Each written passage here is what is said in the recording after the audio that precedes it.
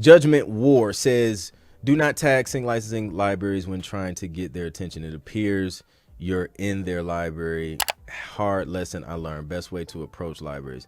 Do not tell them we're trying to get their attention. Yeah, I wouldn't do that, because you don't want to come across as like spammy. And then, I mean, a lot of these companies, they're not super massive, so word to get around quick, and you end up getting ignored, and you don't want that. But the best way to reach out, man, listen, you go to their website, right? Go to the contact page or scroll all the way to the bottom of their website.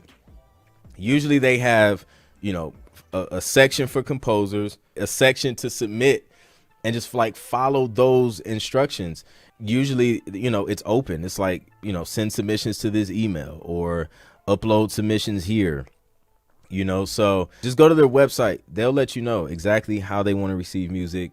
Tagging them on Instagram is not necessarily the best thing to do, especially if you're not already in there with them. Like if you have a deal with them and you're composing music for them and all that stuff, you guys kind of have a relationship there, then, they may want you to tag some stuff or share it or whatever. But that's the best way, man. It's not, they're not trying to keep you out at all. They want your music. They need your music, but just make sure you're following their instructions on how they want to receive music, and then you'll be good to go.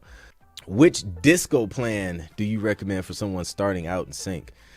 It really depends on you. Like, I mean, I think the basic plan should get it done. As long as you can build a playlist and, submit music with that playlist, I mean, you're good. Yeah, and you don't even need to pay for disco if you're just starting out. Like, you can just use box.com.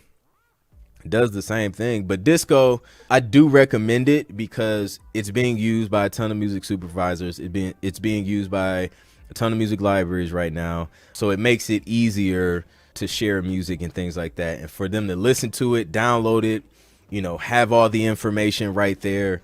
Just makes it easier. You don't have to use disco, but if you're gonna do it, I think it's a good tool. Spicy mics. Royce, what are some good libraries? There's a lot of them, man, and it really depends on what you do. It's gonna look different for every composer. You know what I mean? There's a lot of them. I include like over 100 inside the Road to 10 Placements course, and that's just from me doing my own like personal research and stuff like that. But there's a lot more than that.